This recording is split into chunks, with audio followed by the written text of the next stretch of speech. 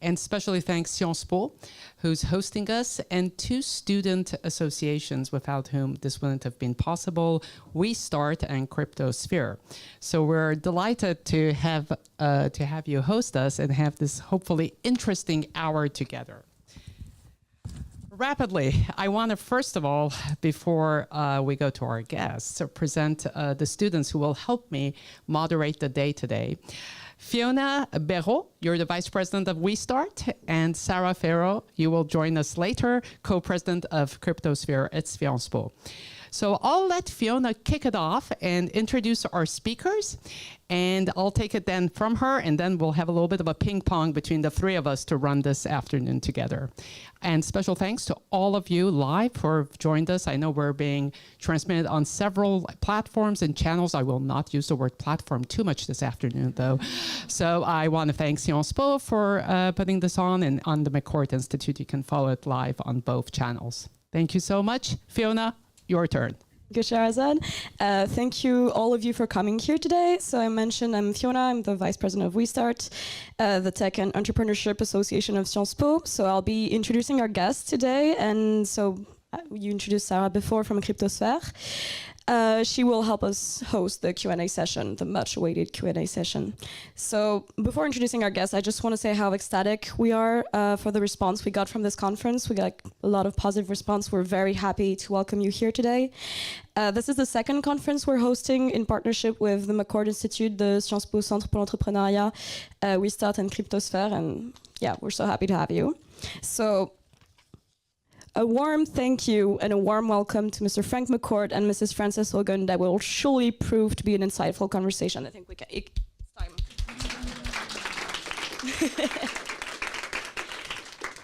So before introducing our speakers, are a few things. So our amazing WeStart photographer, Fanny, who's over there, will be taking pictures throughout the event. If you do not consent to having your picture taken or used on social media, try to make her know, and we'll make sure to respect that. Furthermore, a quick reminder that the event will be available publicly via live stream on the Xiospo and the McCourt Institute platforms. For everyone here and out there, please join the discussion on Twitter. You can tweet at McCourtInst and Xiospo using the hashtag #MIEvents. Without further ado, it's a pleasure to introduce our 2 guests today. So good afternoon, Mr. McCourt. It's great to see you again.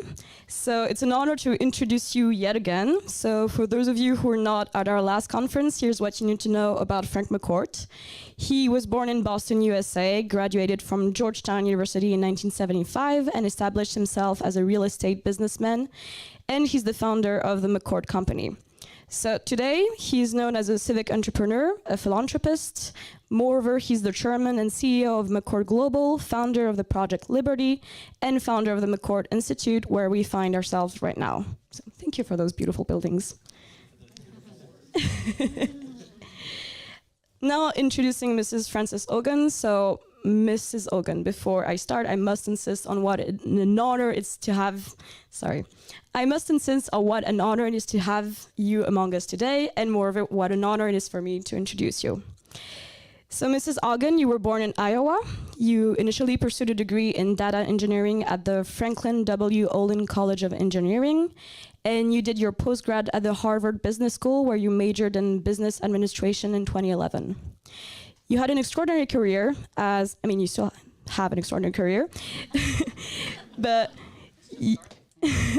you are the co-founder and CTO of Hinge and worked for Google, Yelp, Pinterest, and in 2019 you were hired by Facebook as a product manager.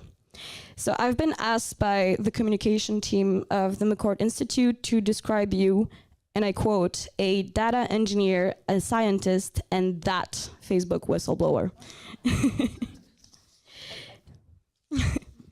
So I'm gonna give the audience a little bit more background on why you're here today. So in September 2021, as most of our audience was getting a head start on the semester, several major American newspapers such as the Wall Street Journal and the New York Times started releasing a series of articles entitled The Facebook Files. So those articles inform the general public on multiple defects of the Facebook algorithm, including but not limited to a software moderation on A-listers, a lack of control on hateful content, and that Facebook was indeed quite aware of the disastrous effect of Instagram on teenagers' mental health. So most of those articles quoted an anonymous whistleblower as a source who filed complaint with federal law enforcement. But in October 2021, you presented yourself to CBS as that Facebook whistleblower. To quote from your 60-minute interview, "The thing I saw at Facebook over and over again was that there was a conflict of interest between what was good for the public and what was good for Facebook. And Facebook, over and over again, chose to optimize its own interest, making more money." Frances Haugen, you secretly collected over 10,000 pages of Facebook internal research to gather evidence to support the truth. Since then, you've been on a mission to inform the public and warn lawmakers about the dangers you brought out of the open. You, for instance, talked in front of the European, the French, the British, and the German parliament. And today, well, you're potentially talking to the future lawmakers of the world. Frances, why was it important for you to come to Xiospo and the McCourt Institute today? Hello. And we face a really interesting juncture right now. So it's very easy to look at social media and think of it as kind of frivolous, right? So like the classic stereotype is, you know, social media is for looking at pictures of cats and your breakfast. But for large chunks of the world, Facebook is the internet. Right, that has been my core motivation since I began. It is the thing I repeat over and over to people, is that when you live in an information environment where you have alternatives to Facebook and Facebook's applications, and you have a choice to leave. For at least 1 billion people in the world right now, it might be as high as 2 billion people, 80 to 90% of the content in their language is only available on Facebook. As things like Starlink become more and more viable, as we begin to bring more and more internet access at a lower and lower price point to more people in the world, that number is going to go up, right? And what's super scary is Facebook's current business model does not facilitate providing security to people and makes almost no money from, especially when those people are more linguistically diverse than the first 1 billion people that were on Facebook. So I'm here today because I'm always trying to remind people that it's not enough for us as individuals to opt out. We have to make sure that these platforms act in ways that are responsible, because right now lives are on the line. You know, the United States last week came out and said, what happened in Myanmar is a genocide. It's not 200,000 people died because a bunch of Facebook posts got posted out. It's a genocide. And what happened in Ethiopia is a repeat of that. And what's super scary is we are beginning to see the dominoes begin to fall. And so I'm here today to remind us that we have options. There's actually a lot of paths forward. This is about product design. It's not about censorship. And it's about how do we make platforms that are safe and that work for everyone in the world, no matter what language you speak. Thank you. With that statement, I will give back the floor to Shéhérazade. Thank you both for being here today, and thank you to our amazing audience. We look forward to a thought-provoking discussion. Thank you so much, Fiona. I do want to take the opportunity to thank the president of Xiospo who has joined us, Matthias. Thank you so much for being here, and thank you for your support and hosting us with so much generosity, and also always opening your university to us. Thank you so much. Frances, I thank you so much, Fiona, for the introduction. Thank you for giving the why. I would love to hear from you, just being over 50 myself, but also I think especially for the students. What happened? How did you make this bold move of deciding to actually whistle, to blow the whistle? How it's not an easy. I've worked in a corporation for years. I'm sure our students are it may look easy. It's what she's done is quite, I'm sure, just wondering how it happened, what made you stress, and what really made you really decide that decision. Would love to hear your personal story out there. So I think there are different phases. Like when you guys will inevitably encounter conflicts of interest in your careers. You hopefully will not, but you may find yourself at companies where what is real and what is said are different things. But the process of becoming a whistleblower is one that no one sets out intentionally to do.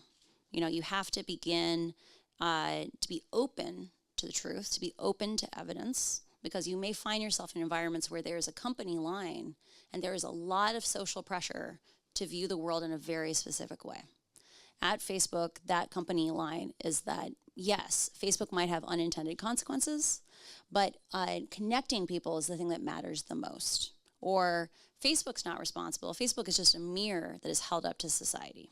So the first phase I went through was as I was learning about what was actually happening at Facebook, you know, just being open to learning. That's like your first phase. And this is good as like a general life joy thing, right? Like living with reality is less stressful than living in conflict with reality.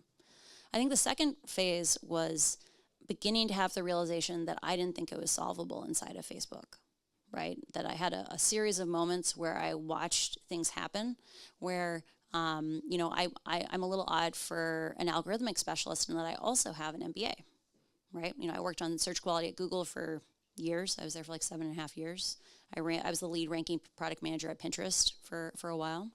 You know, I'm both an algorithmic specialist and I really believe in organization design. You know, have any of you watched the TV show Silicon Valley? Oh, so the first season, I've heard that later seasons are better. The first season is like a documentary for me. Like I watch it and like, they're just like, I can tell you the exact moments where I'm like, I have watched that moment. It is not actually funny. And like I went and got an MBA because I saw that the systems that we occupy and the systems that we build, if you don't care about management, you can really, really hurt other human beings. So I got this MBA for that reason. I took a class on change management, right? It's a class you often get in an MBA situation. And when I found myself at Facebook, I kept seeing the boxes, like there's a list of like, here are the 8 factors you need to have to actually change an organization. Because change is hard. If change for individuals is hard, change for organizations is hard. There's like 8 boxes. And I kept going down that list and being like, I can't check them, right? Like Facebook is intentionally making choices not to actually set up themselves to change. And the moment where, and so I was really lucky that I was surrounded with really good social support in the run-up to when I made my decision, which was I lived with my parents for 6 months during COVID. You know, like I wanted to make sure they were okay.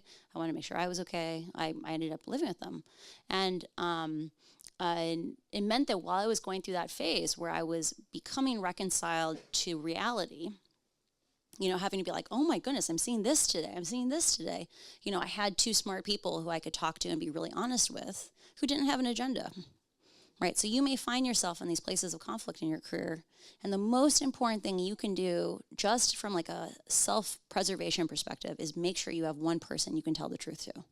That could be your partner, it could be a friend, it could be a coworker if you really trust them.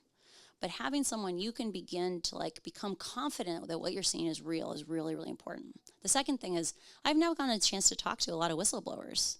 And by the time people come out, a lot of whistleblowers are in really bad shape, right? When I first started working with my lawyers, it was a very odd experience because like they would often just drop casually in conversation. They'd be like, you are so stable. It's so nice. And I'd be like, I've never gotten that compliment before, but thank you. You know, I was always told, get a compliment if it makes you feel awkward. All you say is, thank you. Good, now you all have better manners. And it's because a lot of people go through that first phase that I talked about, where you're becoming reconciled with reality. They do it alone. And they have to build up all their bravery to the point where they can act alone. And that really can hurt people. Like they choose to whistleblow only when they've exhausted all their options and they have no resources. And for me, I was really lucky because I was living with these 2 smart people that I trusted, and I got to be really honest with them. And when the moment came where I finally gave up hope on Facebook, which was they dissolved the civic integrity team. You know, they went in there and they had originally founded this team where literally the mandate of the team is to make sure that Facebook is a positive impact on the world. You know, positive socially, positively civically, you know, prevent genocides, you know, like you should. And they dissolved it. Like they dissolved it, you know, less than a month. Like they dissolved it like 2 days short of a month, 3, maybe 4 days short of a month after the 2020 election. And so basically their success criteria was there was no blood in the streets in the United States. Cool, we succeeded. Like I guess we solved that problem. And And one of the critical things for knowing, can an organization heal itself, can an organization change, is they need to have a center of mass inside the organization where they have given institutional blessing and said, this is the path forward, right? If your organization has not been willing to say, hey, we can see we need to change, and we are taking our highest leaders, and all of us are going to put down in writing, we're going to tell everyone, this is the future, and we're putting institutional support behind it. And Facebook basically said, oops, this is like, you guys are writing too many documents that are causing awkward conversations or could show up in discovery. We're going to scatter you into lots of different corridors of the company. And that was the moment where I was like, I don't believe that we can solve this problem within the framework that created it. And that was the moment when I realized I was going to have to. Thank you so much. You always have a choice, right? You always have a choice. Frank, you're a businessman. You've decided to be a philanthropist, to pick up a very bold vision called Project Liberty, and you've chosen to believe that there can be a better way of creating the tech for the common good. Would love to hear from you. What were your motivations behind your decision to invest, to fund such movement? First of all, thanks for being here. Nice to be with you again, and keep up the great work. There's from my perspective, I'm the beneficiary of a family that's 5 generations in America. My great grandfather started building roads at the same time Henry Ford started building cars. So we've been entrepreneurs for a long time. We've helped build the American project in a very physical sense, and we've benefited from the project. About 10 years ago, became increasingly concerned about the state of democracy in the U.S. and the state of capitalism, for that matter. You mentioned the word trust in a very intimate way in terms of your parents and having someone you can trust. Well, democracy, capitalism, they're based on trust. And when we did our homework, we came to a very clear conclusion, which is the current use of the internet and social media in particular was eroding trust at a very, very rapid rate. We had the privilege of starting a public policy school in Washington, D.C. at Georgetown in October of 2013, not so long ago. And we were concerned about things, and there was a bit of a canary in the coal mine moment when we founded the school. Our government in the U.S. was shut down. And it wasn't a shutdown because somebody was standing up against a war or somebody was standing up for a matter of principle. It was very petty. It was very partisan. It was very dysfunctional. 7 years later, we had a full-on insurrection at the U.S. Capitol.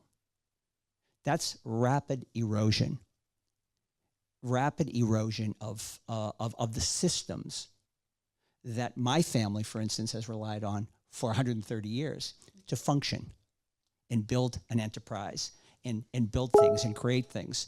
And, without these operating systems of an economic system that's fair, a political system that works, we're going to be in deep trouble, deeper than we are already. And the rate of deterioration is so rapid that we felt we needed to step into the conversation in a constructive way and say, wait a sec. The internet and the social media platforms built on it do not need to work the way they're working.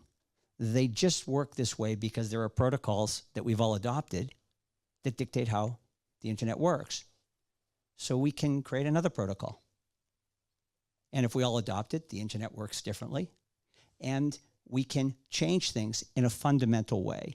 There are times when you can tinker with things or work around the edges, and there are times where you just have to say, this is not working.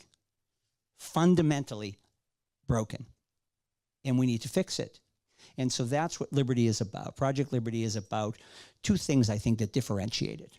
And number 1 is coming forward with a a protocol that's open source. It's been gifted to the world, so it's a public asset, not something that can be privatized. It's a decentralized social networking protocol that, again, if adopted, would transform the way the internet works. It would take advantage of blockchain to create self-sovereign IDs, verifiable attributes, privacy features, et cetera, et cetera. So we are at this moment where we're transitioning from Web 2 to Web 3. This is a key moment because we all know what the internet is capable of now, and we need to fix it. The other thing that differentiates Project Liberty, in addition to DSNP, is that it's 3 tracks. It's not just, some killer tech idea to solve society's problems. We've been down that road. It doesn't work. We need to engage in a very, very substantive way. And so Liberty has a movement track, which is really to get people engaged in this topic, educated, interested, be very active about it, insist on a better future. And then a governance track, which is where we are right now, right? What this institute represents is energizing a conversation around digital governance, in particular around Web3, because this is a moment where we can do something really important together, which is create the standards. And I'm not talking about the engineering standards. I'm talking about the societal standards, the values and principles that we want embedded in the tech. That's what I mean by governance. That step was skipped in Web 2.0. It just happened so quickly. It was a move fast and break things mentality. Now we know things are breaking, big things, important things, and we have a moment here where we can fix them.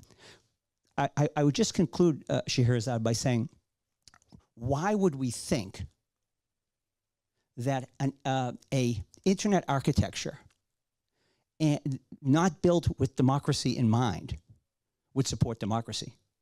Technology is agnostic to democracy. Technology cares less about democracy. We need to actually say, no, we care about democracy. The technology needs to support the values and principles we care about. And so the technologists need to play by those rules.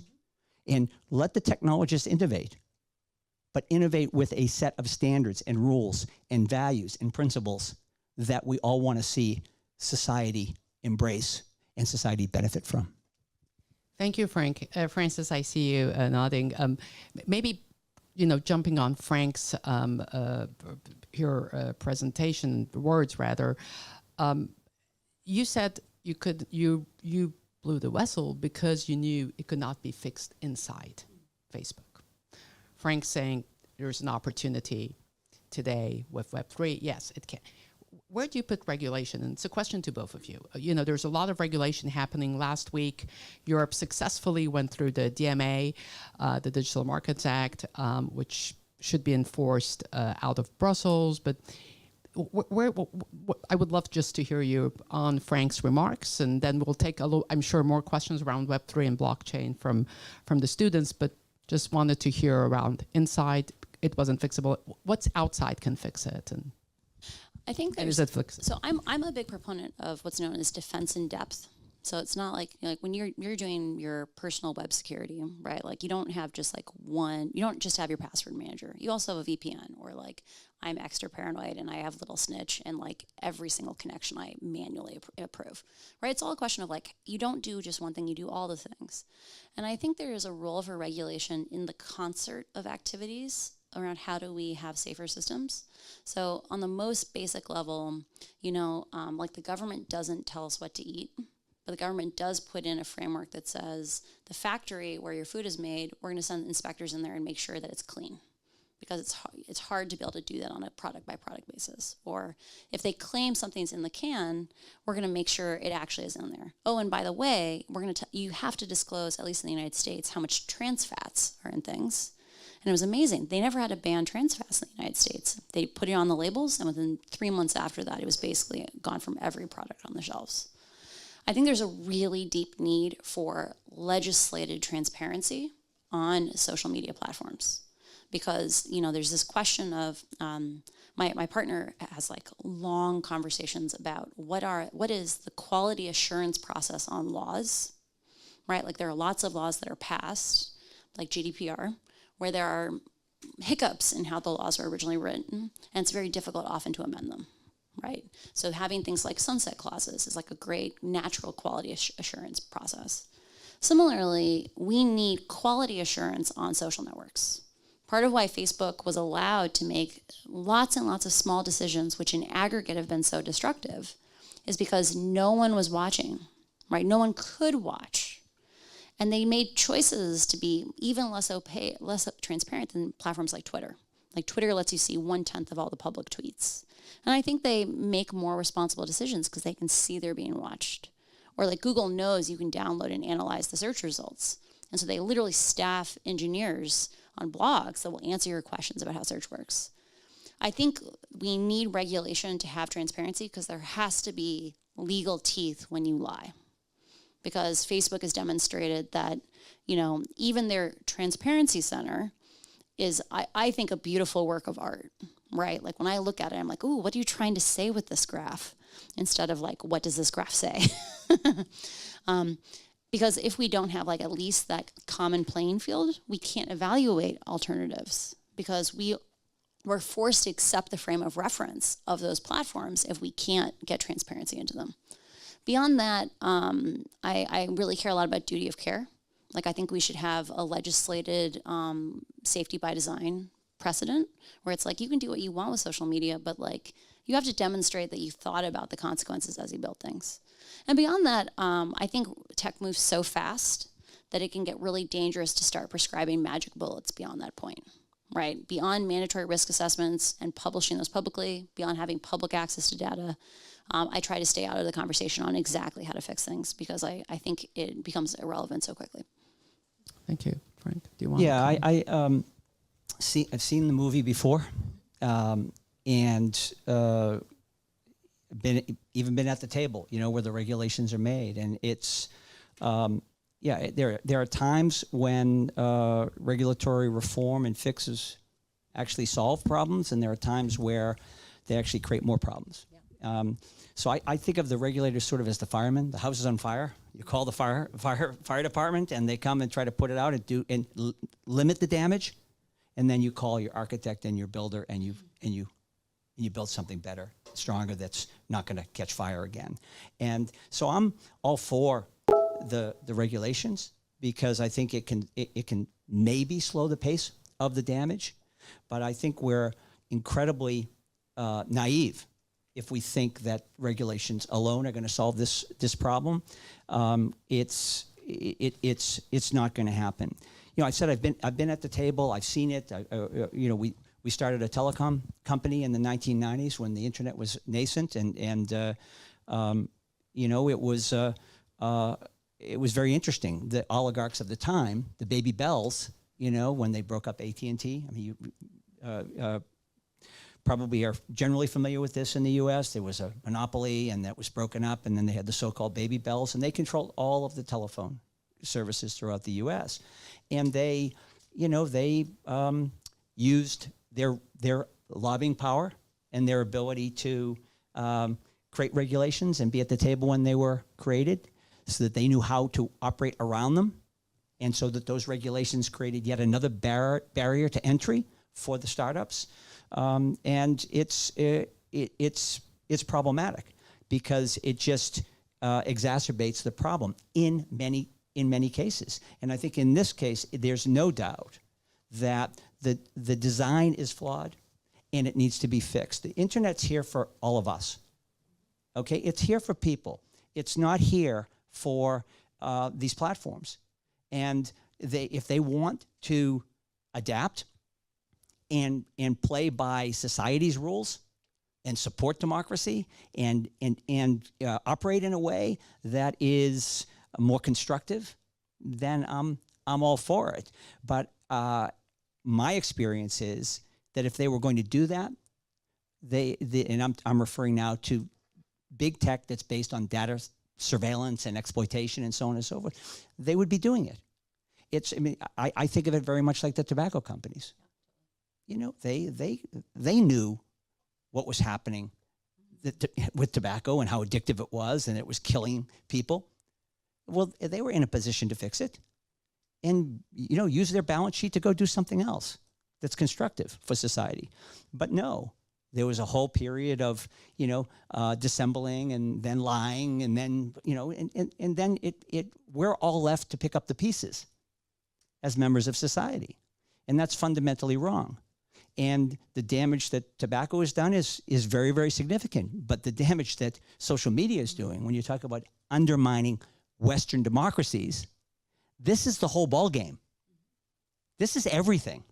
Because if we don't have functioning political systems and democracies, we don't get to enjoy the individual freedoms that democracy protects. We just right now we're seeing it play out in Ukraine. I mean, this is barbaric. In this day and age, we're watching this devastation, this human suffering, and this undermining of democracy. Walk the cat backward. It connects to Brexit. It connects to the election in the U.S. in 2016. It connects to the insurrection at the U.S. Capitol. This is all social media being used in a way to undermine democracy. Why? Because it optimizes for anger, optimizes for polarization.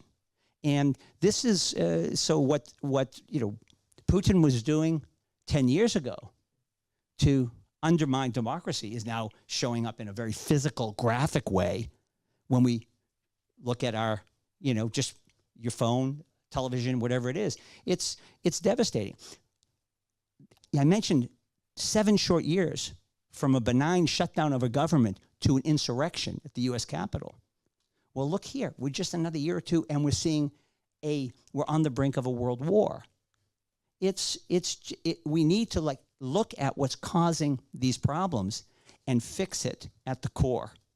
And this is where I worry about regulations and getting too bought into that as a solution. I think it's good in that it might contain and stop the fire to a degree, but it's not going to solve the problem. Your house is still burnt down.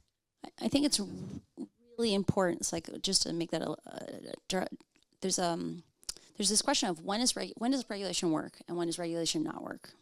And the thing that we really, really, really have to internalize is how much faster technology is today than technology was 20 years ago, 50 years ago, 100 years ago. So just rolling out the telegraph around the world, or even rolling out the telegraph in the United States, that took decades, right, to really get penetration. Telephones took decades. Televisions took decades. When I was a kid, my parents had just gone to color TV, and I'm 37. Speaking of, there's no age on Wikipedia. There, you can go and fix that. But think about that.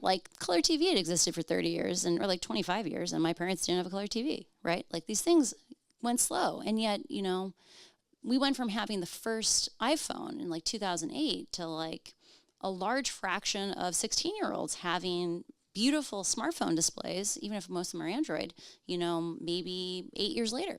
That's crazy. And regulation is always going to run behind technology. So when we think about regulation that can work or regulation that can't work, we have to think about systems that are self-healing.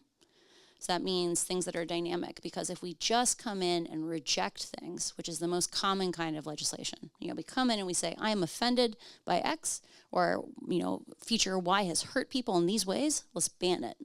If we just do that, we always will run behind.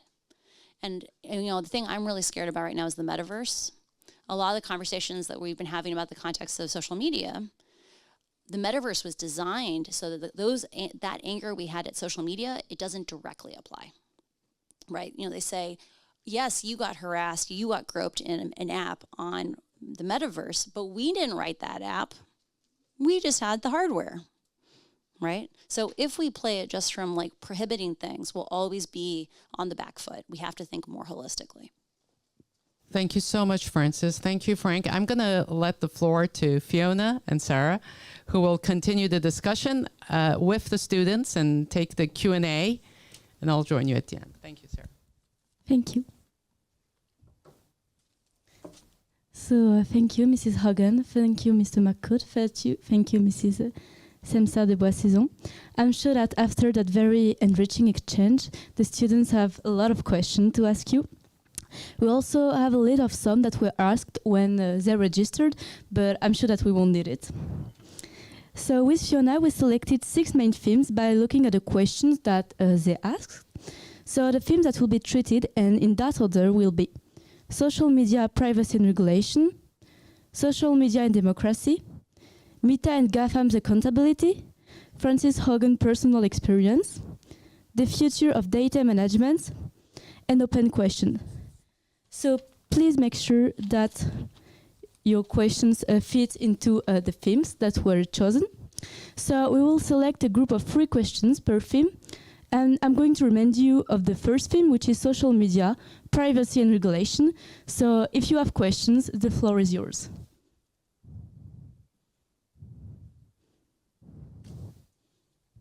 Yes. First question. Thank you. Thank you for your interventions. They were very stimulating. And I have a question regarding privacy and regulation, so more related to the last point you mentioned. So in Europe, at least, NGOs and civil society are at a crossroad where the European approach is more calling for regulation, while we see the US-based approach more kind of wary of regulation as magic bullets, as you also mentioned from your experiences. So it seems as if there is this double kind of approach. And do you call instead for a company-based or individualized sense of responsibility? And can you expand more on what you mean by we have to think more holistically? Thank you. Well, and I think my question relates quite well to what you already asked. Like you've talked to so many lawmakers in the past few months, both from the US, but also EU, UK. And I feel like with your revelations in the US, it led to this sort of recognition that something needs to be done. Whereas in Europe, it was more like, yes, it was a reaffirmation, like it cemented what a lot of people already believed in. And so if you could ask it like quite pointedly, do you think, like, should we be looking towards Europe for the future of sort of social media regulation, for the future of Facebook? And what impact do you think that European regulation will have, not only for European users, but users all over the world? Thanks. Privacy has been left in the hands of companies and market rules for a long time, and the government is becoming increasingly aware of the need to regulate these activities. So what role should have the community between the state and the market? Can the communities also impose a choice of regulation? For example, with decentralized way, with blockchain, or a different kind of collective way, like data trusts and etc. Yeah, so great questions, and I want to hit on 2 points primarily, which I hope touches on the all of your questions. So I think yes, Europe is in a very, very important position right now. You can see the internet is becoming bifurcated, and at least bifurcated. And there is a, what was 10 years ago something that held the promise of connecting all of us globally, and kind of a global community, a global marketplace, and each nation and sovereign territory would build their own political system and economic system on top of the internet with their own rules. We can see it now, as I say, bifurcating, and China for sure is taking a very, very different direction and a very different attitude with blockchain, by the way. So just because it's a decentralized technology doesn't mean it's going to be used in a decentralized way. So, and this is a point we'll get to, Web3 on its own is not going to solve the problems. It's Web3 with proper governance and proper values and principles built in. So, yeah, and Europe, even 5 years ago, people would say, well, Europe just regulates, and the US innovates and blah, blah, blah. I look at Europe as, sometimes, there are good boats to miss. And I think this was a good boat for Europe to miss. By protecting individuals' privacy and standing on that principle, U.S. built, these big tech platforms, and Europe is now in a position it's not beholden to any of those platforms. So it's going to be more complicated in the U.S. because of the interests that these platforms hold, and their lobbyists and advocates and lawyers and so on and so forth. So for sure, Europe is more of a tailwind, right, for regulatory reform, for sure. The question is Europe going to engage in the innovation part of it at this moment, where Europe can be an innovator coming out now in the Web3 world and in the technological world, and really marry its principles with the technology.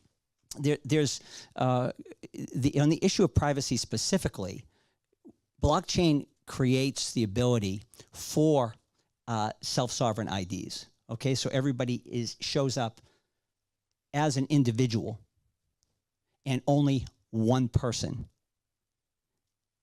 within whether it's social media or whatever other use of technology one is using. So rather than having machines create bots by the thousands and so on and so forth, or me pretending I'm someone, or someone pretending you're me, or someone, or alter egos, or this total mysterious landscape with no integrity. With blockchain, everybody can have one ID, like you have one license to drive, or one passport, or this or that. So now you've eliminated a lot of the opportunities for abuse. With blockchain, you can have verifiable attributes. So you can know what the attributes are of the person you're communicating with. Are they who they say they are, and so forth. And you can have a privacy toggle, right? You can be anonymous, self-sovereign, ID, a person, you're a person, but I don't know who you are. You can give your data for a public purpose to solve a problem, a disease, the next novel coronavirus, et cetera, et cetera. Or if you're in a trusted group, you can share your privacy or rescind it. So blockchain enables a lot that the current technology doesn't. Last point on data in Europe versus the US. In Europe right now, your data cannot be monetized, right? It's treated like an organ, one of your vital organs. I think we need to have a conversation about this, because your data is valuable, and your data is being monetized, whether you like it or not. And so with Web3, you have a wallet. You have the ability to actually benefit from the value your data is creating. And I, for one, do not equate it to a vital organ, because nobody is taking your organs as you walk down the street from you. People are taking your data as you're walking down the street from you. It isn't just social media. We search, we shop, we have homes with smart devices, we have cars that are 30% software. We walk down city streets and are surveilled. We're living in a surveillance world. We need to return, in my opinion, agency to individuals, the ownership and control of the data to each of you and each of us. And then we're back to a framework where we now have the ability to create the future we want and be compensated for the data if that's our choice, or just say, no, I want to remain anonymous, period. Or I don't care. I'm happy with the way things are. But it's an individual choice. It's not some platform asking you to accept, click on accept. No, in the new world, you're giving platforms permission to use your data on your terms. I think, so unquestionably, Europe is ahead of the United States when it comes to regulation on a number of levels. I've always felt that a big part of that is Europe has faced far greater costs from social media than the United States has. In both cases, like one of the things that I thought I'm really glad Frank brought up was I think many of you, it's difficult to appreciate how much things have decayed in the last 20 years because I don't think you guys were reading, you know, political science journals when you were 5, right? I did an interview. Yeah, you were like, I was reading Fortune and Forbes at like 9. So, I mean, everyone's different, and I respect that. But we have paid a horrible cost because of like you're saying, democracy, technology is agnostic. If you don't design it for democracy, it's not going to facilitate democracy. In the case of Facebook, Facebook was not designed for a linguistically diverse world. And Europe doesn't just speak a lot of languages, it speaks lots of dialects. And for an AI, you know, it's not, we don't, like people who actually build AIs call them machine learning. They don't call them artificial intelligence because they're not intelligent. And for even the difference in dialects, like Scottish English is much less protected or than you know, American English, for example. And so I think that's part of the why Europe is so much farther down the field. Facebook spent 87% of their operational budget for misinformation just on English, even though English was only 9% of users. Why did they do that? It's because they feared regulation. They knew they had to keep it pretty clean in the United States. That's where they paid for all the third-party fact-checking. But they told the rest of the world, we have an international fact-checking program with at least 80 partners. Right, so I think there's a big role for Europe, both for being a voice of linguistic diversity and an advocate for linguistic equity. But I think there's also things where that we talked about that gap where technology moves so fast that, you know, we play catch up. I'm a little worried about some of the discussions around interoperability. Right, like people think, you know, we just have interoperability, it's going to solve these problems. Like a lot of the Digital Markets Act falls on that. I worry that we've left out the user design part of it, where it means like, what does it mean to be interoperable, right? Like if my post doesn't show up for you, like I thought I was talking to you, but it turns out your network and my network, we don't like each other for some little friction point, like maybe we have different standards of what is safe. Like, does that still cause everyone to concentrate in the same spots? I don't know, but I don't think we've had those conversations enough yet. With regard to the question of individual control and agency, I'm really excited about Web3 because I think the space for governance is really interesting. That looking at how my partner runs a foundation for a coin, and he's trying to move right now from having a centralized model to having a DAO, right? If Facebook had been run by a DAO, do you think we would have moved away from having it be about our family and friends? I don't think so. I think people would have been like, no, I don't want you to put me in groups I didn't sign up for. No, I don't want you to show me content from people I didn't, or I want you to give precedence to content I asked for before you show me content I didn't ask for. So I think there's these things where we are opening up a new chapter where decentralized technologies and thinking about decentralized governance gives us an opportunity to hold new platforms closer to their original hearts. Because we always need to be thinking about what are the incentives that drive these product design choices. So just like Facebook is going to, we just make the hardware, we're not responsible. When we make decisions, like most of the incentives that led us to where we are today with Facebook were profit, right? Because the people who got to vote were the shareholders, or more accurately, just Mark. And we ended up in a situation where every time those little decisions, we always kept pushing further away from public safety. And so I'm really looking forward to like what could be the role of the public in the governance of these platforms, because I think it'll keep it closer to what we actually want and desire. Just one point to add, because you hit on the implicitly on the social graph when you were talking about in Web3, you know, new use cases and friction between them. The key to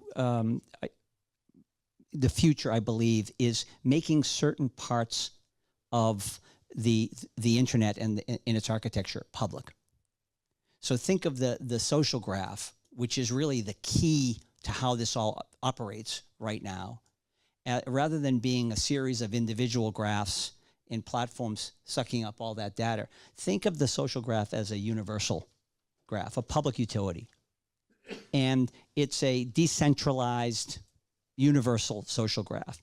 And apps get built with that in mind, and you all decide how, as I said earlier, how your data gets used for what purpose and so on and so forth, and what are the rules for you in terms of your data usage.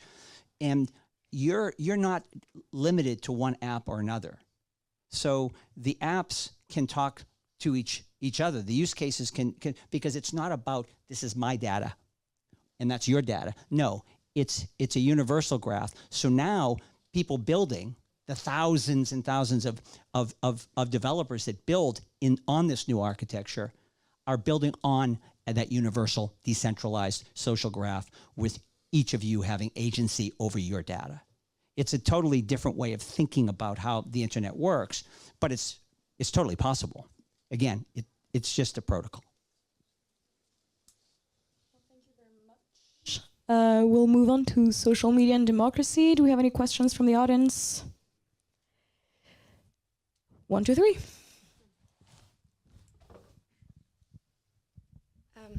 Hello, thank you very much for being here. So, Mr. McCourt, you spoke before about the fact that Western social values and values of democracy can sometimes be imposed through social media, and that this is a real danger. And sometimes that's very straightforward, as in the case with Ukraine right now, as well as the time of the rioting of the Capitol in the US. Yet at the same time, there are also very complex conflicts in the world right now, such as, for example, Israel and Palestine. Not getting too much in depth on it, but it shows that there's been attempts on censoring either sides or to try to facilitate the protection of values on each side or one side of the conflict. But that really makes me have the question of responsibility then of these social media platforms. And in terms of the more we get into the platform design of social media, the more we are interrelated with the value of responsibility. And so Western values and democracy can be complex, and in some conflicts even more difficult to see where is where it is. And so do you think that it's good to go forward with this enhancement of product design and putting that responsibility in social media, even if at one point in the future we look back and think, oh, maybe we were not on the right side, on the right decision of the protection of certain values? Hello. I have a more general question. I'm 19. I love technology, but most importantly, I care about our democracy. What can I do? What should I study to make technology go in a better direction? Should I create a revolutionary movement against social media, delete Facebook? Should I learn to code and make a better social media? I don't know. What can we do as a collective society? What can we do as individuals? And what can we do as the younger generation to make things better, because we're going to be confronted more and more to these fundamental questions. Thank you. Hello. So I have a question about Web3. Aren't Web3 perspectives and solutions only a way to see the problem as a me problem and a me responsibility, kind of atomizing the political decision to the individual choice, when we see it might be like a collective issue that actually asks for way more collective organization and decision to build mutual trust? So I can do it. So the thing so 2 questions. So two and a half. So I'm going to lump you guys together, and you're gonna come at the end. So when we talk about democracies, little d democracy, or things that are little d democratic, people often ask me to tell them how to fix social media. They're like, Frances, you brought out 22,000 pages of documents. You've been working on algorithms for like 15 years. You've worked on like 4 or 5 social networks. Like, just tell us how to fix it. And that inherently is undemocratic, right? Like, I fundamentally believe the thing that led us to where we are today is that too few people knew what the hell was going on, right? A generous estimate of the number of people in the world right now who understand the dynamics of how these systems work, like really, like what's the intersection of the product choices and the algorithmic choices? It's like 300 or 400 people in the world, right? There are maybe 40 people still at Facebook that really understand how all the different systems intertwine to each other.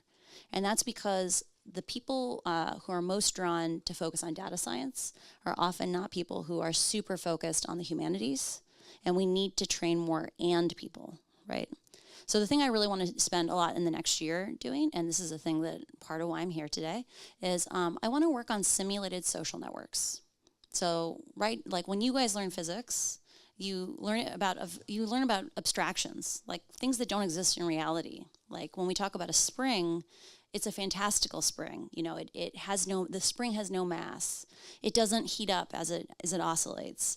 It moves through a vacuum on a frictionless surface, right? Like these things don't exist, but you learn about reciprocating motion, right? You learn about differential equations. They're good enough to learn those things. And I think we need a lab bench for being able to teach classes that are about multiple stakeholders. So right now, if you were to graduate with a machine learning degree today, you would show up in an industrial machine learning setting where the decisions you made were radically more complex than the ones you've ever made in your coursework. Like if you're a data science, you're taking a data science class, you work with toy problems where there's like a ship, no ship decision, and it's pretty clean. When you actually get into the industrial strength machine learning, there's 20 different stakeholders, and they all slightly get different outcomes. And some of them do better in the short term versus the long term. That frame of how to think about trade-offs, you only learn it right now at Google, you only learn it at Facebook. There's maybe like 20 or 30 companies right now in the industry where you really get a robust education in that. But that conflict, that idea of like, how do we design an algorithm for a diverse world? That's like basically vital to us having a democracy in the future. So I think that question of like, we need to start thinking about, you know, if we were talking about oil companies, we graduate globally at least 50,000 environmental science majors every year. We currently graduate 0 people who have a specialty in how should the dynamics of social networks work, right? And that's a problem. Because we end up in a situation where we have to lean back on Facebook and say, why don't you frame the problem for us? And the reason we're arguing about censorship right now, right, and like, oh, like, are we taking down too much content? Or are we leaving too much content up? Is because Facebook's been like, hey, the only thing we have to argue about is how much you want to censor. You know, it turns out that's not the case. There's like 20 or 30 things Facebook could flip a switch on tomorrow and slow the system down, have more human in the loop. And I'm not talking about a moderator. I'm talking about giving people a long enough pause before they share that they just share less misinformation, right? They know today that if you cut the reshare chain at 2, so that means once you get beyond friends of friends, you have to make a conscious choice to share. You have to copy and paste to move it on further. That is the same impact as the entire third-party fact-checking program. Part of why I'm so nervous about, like, should we focus on A, should we focus on censorship, is we have to make choices on winners and losers. So it's not just that we leave behind all but 20 languages or we leave behind all but 40 languages. We also have to choose those winners and losers. If we focus instead on how do we design safe products, how do we understand and track the consequences over time of the products. Imagine a world where Facebook had to publish their dashboards for every single change they did. They don't have to tell us what those changes are. They can say, experiment 563. Here's how all the dashboards moved. Can you imagine the people who would make YouTube channels out of this? Right? We'd be able to see like, oh, there were 10 changes that were made in the last quarter that moved up misinformation. Why don't we see 10 complementary changes that do the opposite? But these are the kinds of things where if we want to have decentralized governance, I hope the social networks of the future will lean in on more data more often, because that's how we get involved. Yeah, agree with all that. Let me try like 1, then 2, then 3. So I think we'd agree that Web3 and decentralization by itself as a technology is no guaranteed, panacea or even improvement. It could theoretically make things worse. Usually technology becomes faster, more powerful, more pervasive and so forth. So the key in my opinion is that we're at a moment where there's a new generation of technology emerging. So we have knowledge that we didn't have 30 years ago, 25 years ago, about how powerful the internet is and how it works. Maybe a few 25 or 30 years ago did, and maybe those are the big platforms now. But for the most part, people were not paying attention to it, right? They in the same way. It's like, what is this thing? And then it became part of our lives, and it became easy to use. And then the apps showed up. They became more and more polished, and we just use it. And the smartphone came on the scene, and that was huge. The point here is that there's something possible now if we get it right. there's no guarantee that it's going to be right if we don't have the other aspects of this, which is why when I talk about Project Liberty having 3 tracks, yes, it's a tech track and a tech solution and so forth, but the movement track is very important. That's what this is in a way, right? It's education. It's socializing ideas and problems and getting people engaged. And then the governance track, which is how should it work? What should be the rules? It's not for one thing I know for sure, it's not for me to decide. It's not for an individual in a t-shirt and a whiteboard to decide what's good for democracy. That I know for sure.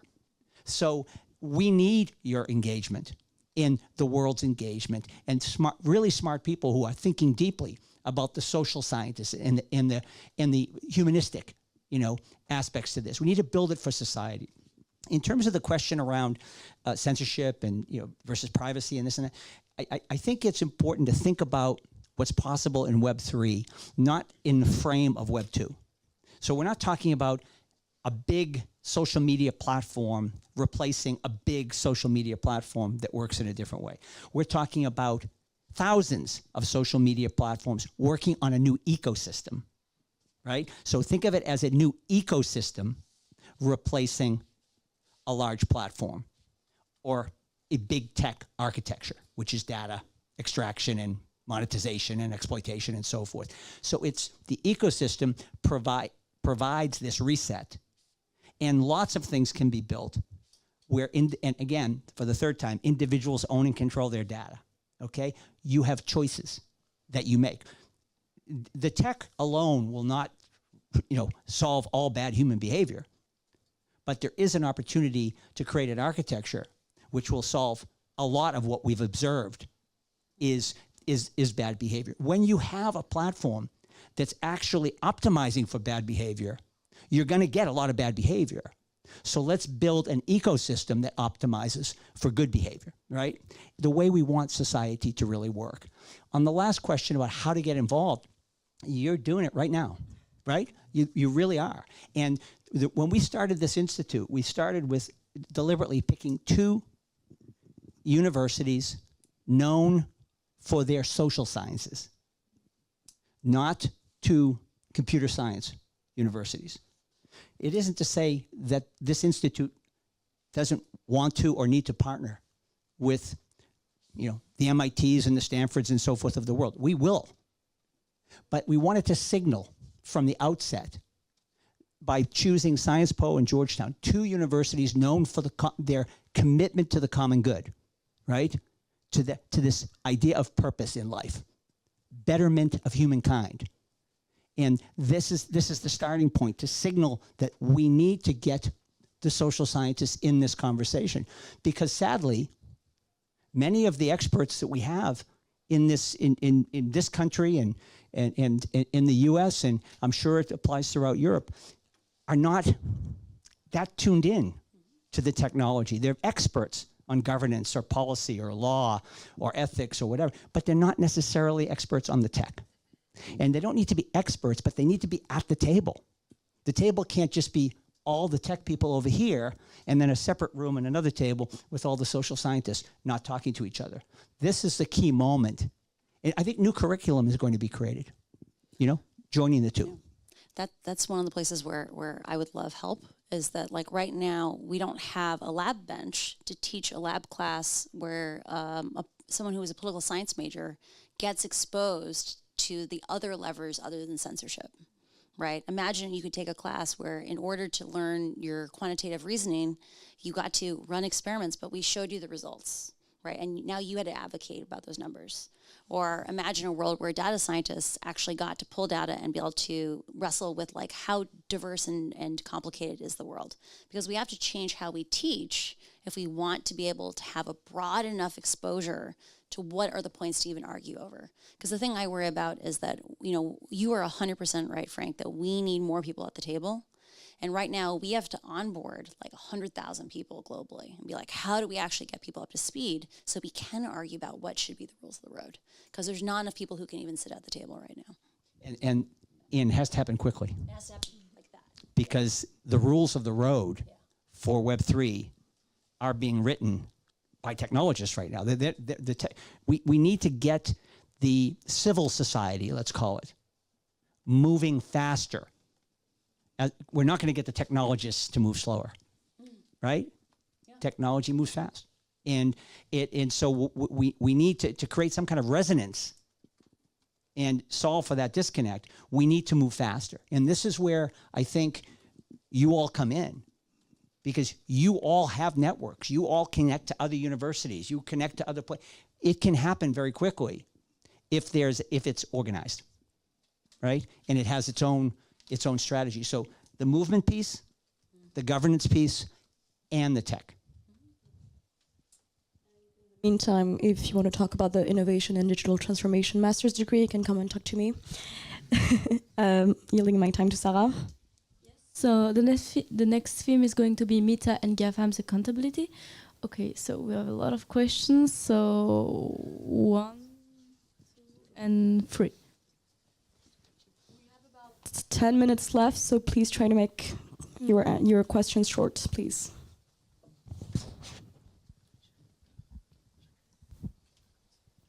First of all, I just wanted to thank you both for coming. It was very insightful, all this discussion. What a lot of people don't realize about the internet is that it's actually being powered by submarine cables that go under the ocean. And a lot of these submarine cables are being constructed by GAFAMs and by Facebook and by Google. And what sort of regulation is actually being put around, the processing of data through these cables? And does Facebook or Google have access to the data going through them? And how can governments better regulate that? Thank you. Who is number 2? You wanted to ask a question. Thank you for sharing your thoughts on all the things. So I have question, I'm broadening the aspect of the question. One is that you mentioned tech moves very fast, and in terms of accountability, Meta and GAFAM, they do not have interest to self-regulate themselves. So how can government cope up in the future with this fast moving tech? And my second question is also, apart from these institutions, how other institutions, for example, legal institutions and lawyers, law firms, help being creative and skirting the laws, and how can that be stopped in the future? Thank you for your conference. It was really insightful. My question is about the iOS 14 update by Apple, which actually restricts Meta to use user data in their targeted ad campaigns. And interestingly, this is not an initiative that I think it's put forward by a public entity that actually serve common good, but actually by another private corporation who actually serve profits and shareholders' interest. And I would like to know how you assess this. Do you think this is another a first step to GAFAM companies trying to self-regulate or trying to self-heal? Or do you see this as one GAFAM company trying to kill another competitor? Thank you. I feel really naive. What does GAFAM stand for? Google, Apple, Facebook, Amazon, and Meta, yeah. Multinational. I'm happy to. So, let's. I think on the issue of the regulation and keeping up with the pace of technology, I think it's something we could sit here all afternoon and debate. And again, I don't think the regulation is a bad thing. I for one don't think it will ever keep up with the pace of the change, the rapidness of the technology built on the current architecture. Okay, I think it's insane to think that we're going to constantly be putting out all of these fires and dealing with all these problems when we could focus on the core issue and redesign how the internet works. And it won't, as I said, it won't eliminate all the issues, but it will solve for a vast majority of them and make it far, far more difficult to be able to recreate what's been happening. So for me, count me on the innovation side as a necessary way forward here and the most hopeful way forward. As far as Apple and what they're doing, it's again, it builds off of that point. The government is not going to solve, any government is not going to solve everything here. We want to unleash the innovation, but built on a different design. I think what Apple's doing is staying ahead of the curve. You know, I think they're part of a group that's not the most popular right now, and they're being smart about staying ahead of the curve because people see the ad tech or the attention economy as very problematic because of the algorithms that drive it, and so they're trying to be more. They're being sensitive to that, right? What's interesting is as what they're doing is actually causing the advertising to be more valuable to the individuals because because of the filters that are being used. It's highly instructive to me because imagine if we moved from an attention economy to an interactive economy. And so now, if you wanted to buy a new computer or a new pair of shoes or something, and you were deliberate about that, rather than being targeted, which you are now as soon as you indicate that that's your interest, what if you signaled the interest? You said, I want to buy new sneakers, some new shoes. And the internet is very good in that way, right? Lots of options, lots of different prices, lots of different colors, lots of different styles, and it can all happen very, very quickly. We want that information. The internet is amazing like that. But you've signaled what you want, and then you can decide what you want. And you're not then targeted, right, with ads that you don't want for the next week or 10 days. And because you're not being surveilled. You're actually saying, I would like information at this moment on this particular subject. And by the way, in the transaction, imagine if your data is being used, you're getting a microcredit in your wallet for the use of that data. It's possible with the new technology. As far as the cables are concerned, big tech has really moved to building their own and owning their own pipe. And by the way, the big pipes here in Europe come into Marseille. Yeah, and which is a big opportunity for Marseille. But Dunant is coming into the west coast of France as well. There's also Maria, which is going into Spain. So you're following how all this data moves, right? And there's huge security risks there, right? Which is why a lot of these big tech wants their own pipe that they control. And I think that this is part of the infrastructure that's going to have to be rethought. You hear in Web3 about layer 0, like a polka dot, and then layer 1 and layer 2, and then the app layer. There's actually layer -1, -2, and so which is what we're talking about now. It's kind of that telecommunications infrastructure, and that's going to have to be thought through in this new world, right? Because it's no longer going to be, hopefully, a world that's controlled by a few platforms, and it's going to be much more decentralized. So I think you raise a good point. I don't know what the current regulatory status is for those massive cables. So like I was saying earlier, I always think about quality assurance. Like, what's the feedback loop?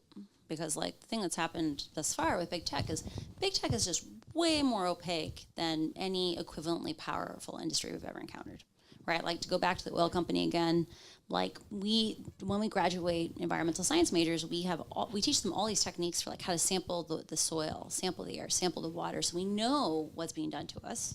And in the case of smoking, right, the smoking companies came out and said, we've made filtered cigarettes, the cancer thing, it's gone away. But because scientists could independently verify it, they were like, we made artificial lungs. We know these filters actually make you breathe in deeper because it's less astringent and all these different things. With the big tech companies, they know that our perspective on them is an individualized one. So speaking of the individual versus social lenses on solving these problems, we each only get to see our individual experiences. We don't get to know how representative that is. We don't know how pernicious the problems are. We don't get to see the systematic interactions because we only see our own slice. And big tech has taken advantage of this. Part of how we've gotten here is not malicious actors who had nefarious purposes. Though I'm going to tell a story at the end about cables that's really quite juicy. And they got there because there wasn't QA, right? They only had to report their profit and loss. They didn't have to report anything else. And I think, one of the things I'm really excited about the Digital Services Act is that there's much more transparency around data. because the public needs to have the right to ask questions and get real answers, because that allows us to put pressure. And I think those kinds of interventions allow us to start thinking more systematically about how do we exert pressure, because right now we don't even know how to ask the right questions. With regard to iOS, it's not talked about a lot very publicly, but iOS, like, it's very easy to look at and be like, Apple's just trying to make money by having their own closed ecosystem. Speaking to people who have firsthand knowledge of like a lot of the conversations that went into that, a big part of it was they wanted to gut the surveillance capitalism kind of cycle, like pull money off of that. But the thing that I think that shows the limitation of privatized action versus, having public oversight, public accountability, is, that's not going to help the billion people who the internet and Facebook is synonymous. Like, all it's going to be is like, great, now Facebook is even poorer, and we already have like let them buy the right to be the internet. Because remember, they are the internet because they bribed people, right? They came in and said, if you use Facebook instead of the open internet, we'll pay for your data. But if you want to use the open internet, you're going to pay for that yourself, right? So there's some of these problems where we can't let the legacy problems go away. The last thing was, the cables. So I don't know if you guys know this, but it used to be that Google would exert pressure on the telcos. So I used to work in Boston where they handled a bunch of the stuff, though I didn't work on it directly. The telcos in Europe used to do pairing, where like if you wanted to have a server in Germany and talk to one in France, when you did that interoperability, they would charge often a very high premium for the data that went over the cables even inside of Europe if you didn't have pairing. And Europe wanted Google to have like a little bit more of a equal relationship, where like they wanted to be able to take some of the revenue basically that Google was extracting out of Europe. And Google would run the traffic for telcos in Europe that were not that weren't playing nice in terms of pairing. They would run it under the Atlantic just to charge them more, right? There's a lot of abuse that happens when you have centralized ownership of infrastructure. I think if we can move to a world where we have more tokenized governance, tokenized ownership of critical infrastructure, it's totally true. It's the level level -1, level -2.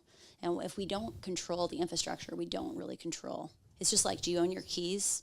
Like, if you don't own your keys, you don't own your coins. Same thing, if you don't own your infrastructure, you don't really control the data that goes over it. Unfortunately, that's all the time we have left for the questions, but there will be an informal exchanging time. Thank you, all of you, for your insightful questions. Thank you, Frances and Frank.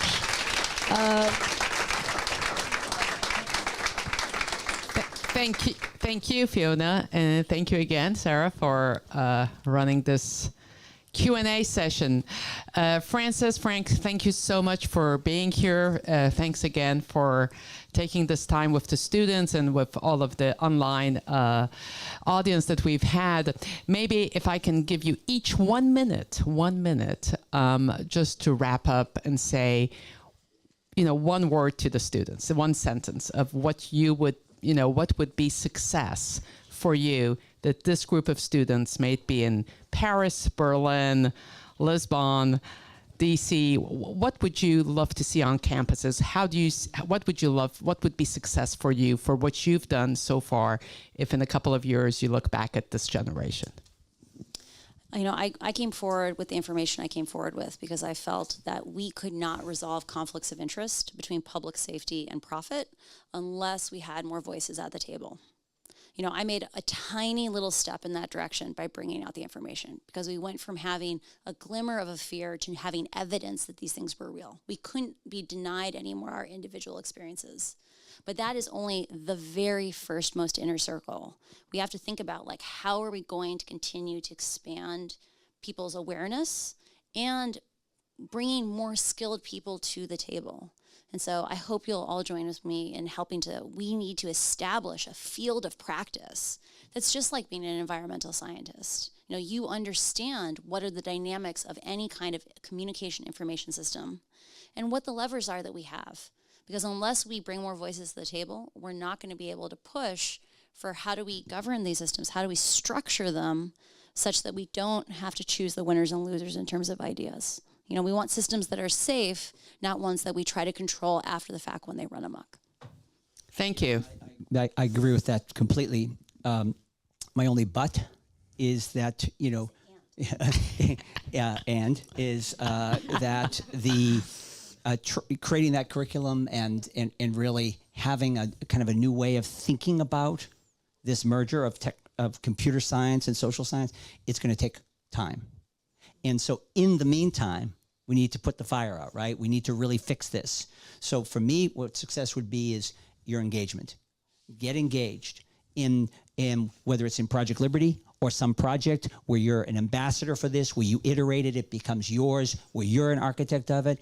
This is intended to be a project for everyone. I think what we need right now is something that is concrete, that is forward-looking, that is problem-solving. You know, it's hopeful and optimistic about the future.